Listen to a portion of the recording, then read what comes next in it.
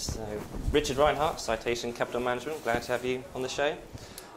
First question, regarding doing business in Russia, the country seems to consistently receive a bad press from the Western media. Do you think this is justified, or is it a bad attempt to portray an old enemy? Yeah, I think it's the latter. And I think there's certainly an imbalance that while every country, the United States and the UK included, every country in the world has every reason to have negative articles and has problems, but they also have the good side. And I think one of the problems that I have with journalism and articles regarding the former Soviet Union and Russia in particular is that it's very rare that you ever see positive news. So I think there should be some balance. Of course there's bad news in Russia, of course there's bad news in Kazakhstan, but I think there should be some balance. Despite this sort of bad press, and hopefully we can sort of readdress the balance today, it's noticeable, I think, that Western banks are giving Russian companies loans at very low rates. Do you think this is optimism or a real fear of being left behind in a new market? It's both. A lot of banks came late into the former Soviet Union market, particularly Russia, and are really playing catch up. And I think that as a result of that, they're beginning to put down their rates. But I also think it's a quality of the projects which are being offered to them and the quality of the companies in which they're lending to. And that quality has increased greatly over the last few years, not least because of the support and to a certain extent, I suppose, the pressure of the London Stock Exchange, AIM, and the number of Russian companies seeking listings here in London, and therefore the corresponding increase in corporate governance and better management practices and better accounting practices. And this has made the bank's job when lending money to Russian companies that much easier than it was, say 10 years ago. Most of the companies they're dealing with are, in many cases, world leaders, particularly when you're talking about resources, Norilsk nickel in nickel, of course, platinum, palladium, and gold, and the oil companies, to name but a few. And then, of course, the banks themselves have received a lot of investment, a lot of funds from the West, and that is a direct result of the increase in the Russian retail banking sector, which has been helped obviously by the economic boom, and banks such as Alpha, Sberbank, etc., taking full advantage of the boom in retail consumption.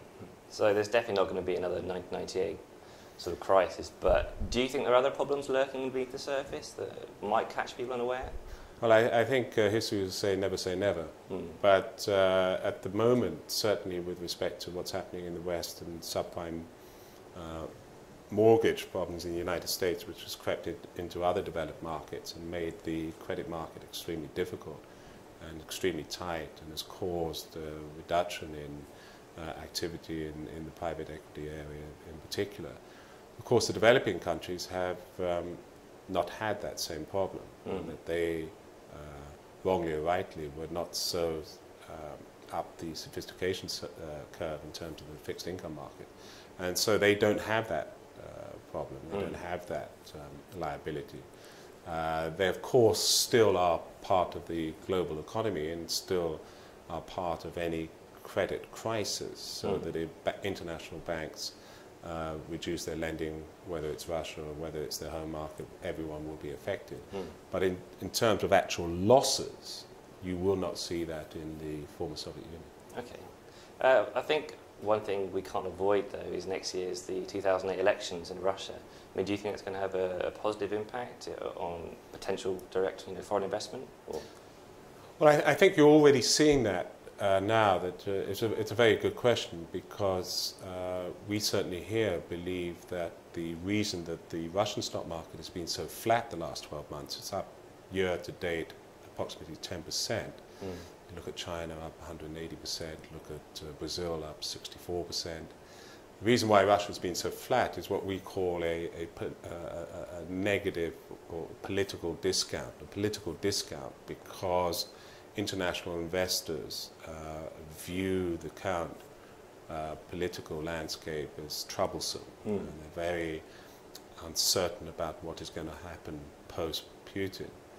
We've always believed that Putin and his team will continue to have power within Russia.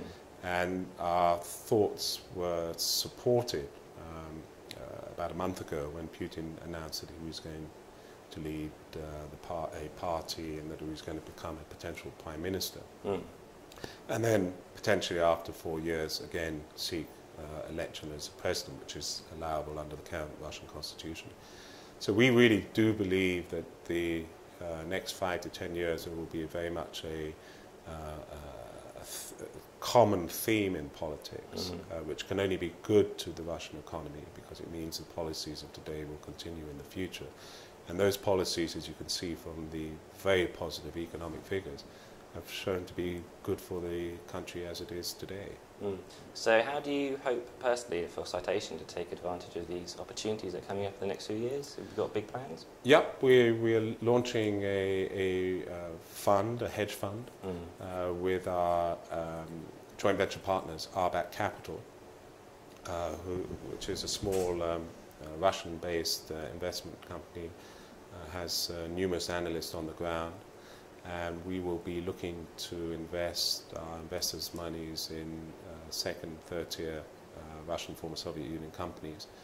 And the short will either be if we anticipate a correction in the market, will either be blue chips or a derivative.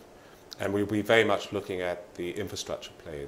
We have a real belief that the next stage of development in Russia, you first had resource play, companies seriously undervalued in relation to the value resources they had, whether that was oil or metals, etc. Then you had, and still having, the consumer boom as a result of the wealth made from resources. And we very much see the third part of the story being infrastructure, that the whole of the former Soviet Union needs a lot of investment in rail, roads, hospitals, schools, oil terminals, refineries. Almost every power station needs new gas turbines. And so our thought process is very much to look at companies that will take advantage of that infrastructure boom. Pump manufacturers, valve manufacturers, cement makers, construction companies, etc. And we've been, again, supported by a recent announcement by Putin that he intends to use the strategic funds of Russia for infrastructural investment. Okay. Well, good luck in the future. Thank you. And thank you very much for being on the show. Pleasure.